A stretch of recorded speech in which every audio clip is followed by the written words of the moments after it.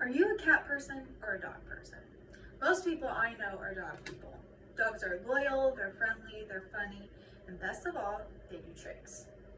Cats, on the other hand, sort of do whatever they want, whenever they want to, and they don't really listen to anything that you say.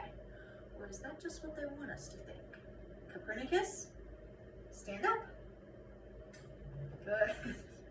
So today I'm going to be teaching you how you can train your cat just like a dog. The first thing that you're going to want to get when trying to train your cat is some treats that they really like. And not just any treats, but treats that, if you look on the back, it says under 2 calories. You want some that are very low in calories because you're going to be giving them a bunch. Every single time that they do something good, you're going to give them a treat. So once you find some treats, you're going to want to figure out what sort of trick you want to train your cat to do first. And I recommend starting with something simple. The first thing that Copernicus learned to do was sit. The next was give me your paw. Good. After that was not this. Spin in a circle. Good. And then today we're going to be teaching him to stand up. Stand up. We'll get there.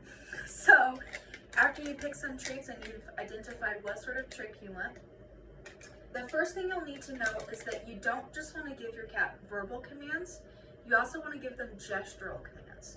So when I tell Copernicus, stand up, beast, he doesn't know what that means. So I need to gesture to him what sort of thing I want him to do. And you want your gesture to be something that sort of comes naturally to your cat. If I tell him, stand up, he's like, what the heck does that mean? But if I hold my hand above his head and kind of wiggle, I want to hold it above his head so that it draws his face upwards.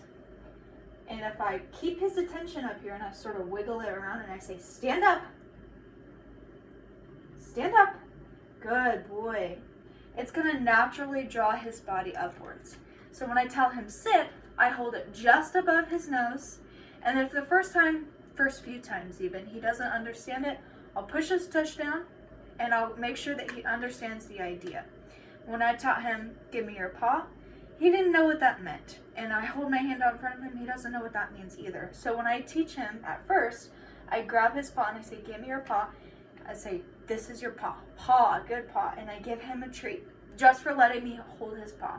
And eventually he'll understand the idea that when I say paw and I hold my hand out in front of him, that means he's supposed to put his paw in my hand.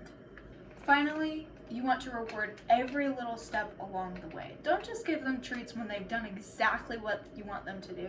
Give them treats for every little accomplishment along the way. So I tell Copernicus, stand up.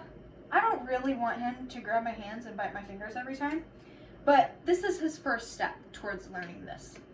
So eventually, I want him to stand up for a little longer. That will probably be the next step. Stand up a little bit longer, and then he'll start putting his paws down. And that's when I'll hand him a treat, is when he's not touching me, but he's standing up. Right in that second, that's when I'll give him a treat.